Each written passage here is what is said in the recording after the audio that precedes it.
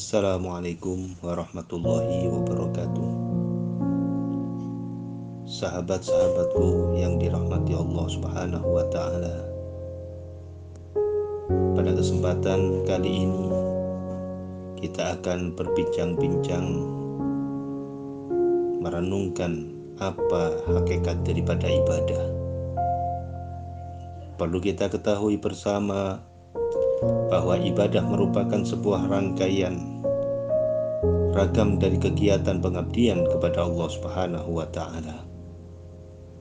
Medianya bisa dengan lisan seperti zikir, bisa dengan akal pikiran seperti memikirkan sesuatu hingga melahirkan tambahnya iman, bisa pula dengan perilaku semisal sholat, bahkan bisa pula dengan karakter seperti berakhlakul karimah. Kesemuanya itu jika kita kerjakan atas dasar menjalankan perintah Allah, maka jadilah itu adalah sebuah ibadah.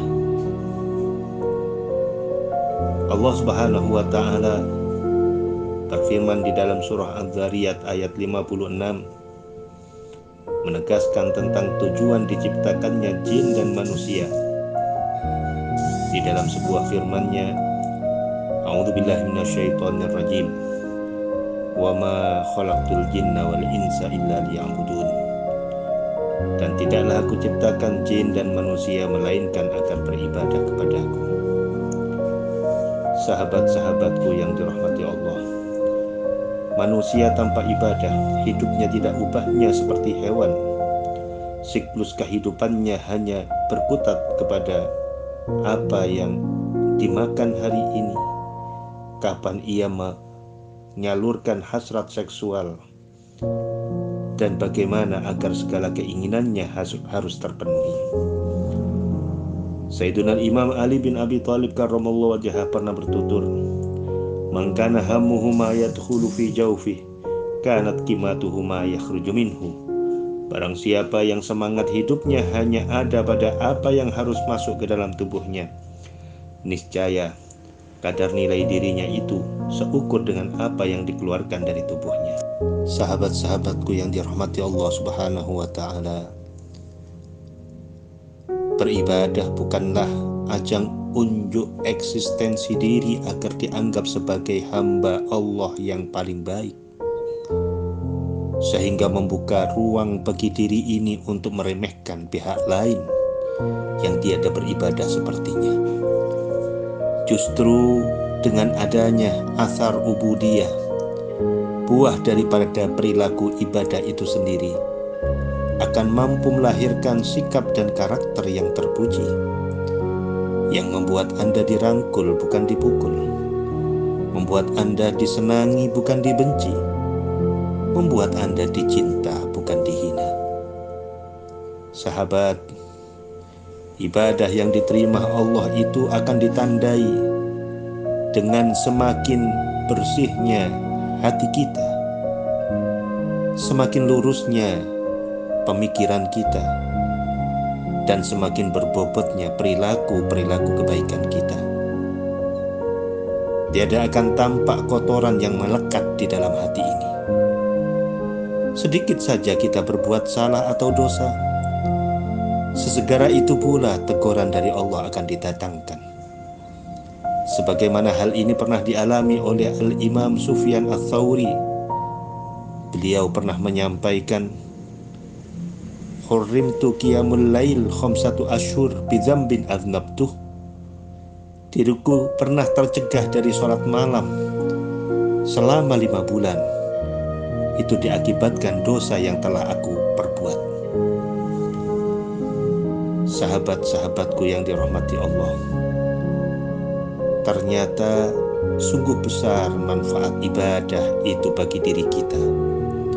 Untuk itu, marilah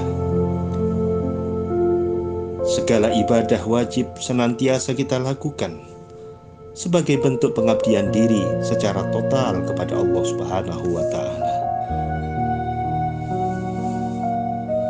Dan marilah kita laksanakan ibadah-ibadah sunnah sebagai bentuk bukti cinta kita kepada baginda Rasul Muhammad Shallallahu Alaihi Wasallam. Selain daripada itu, marilah kita senantiasa menjaga kebersihan hati kita masing-masing. Dengan cara apa? Dengan cara tidak berharap pujian dari siapapun ketika kita melaksanakan ibadah itu. Kita fokus untuk mencari ridha Allah Subhanahu wa Ta'ala. Tidak menganggap ibadah kita ini yang paling tepat, yang paling sempurna, dan yang terbaik di sisi Allah. Dan jangan sesekali kita meremehkan orang lain yang secara lahiriah tidak tampak ibadahnya. Ingatlah pesan Al-Imam Ibnul Qayyim rahimahullah ta'ala.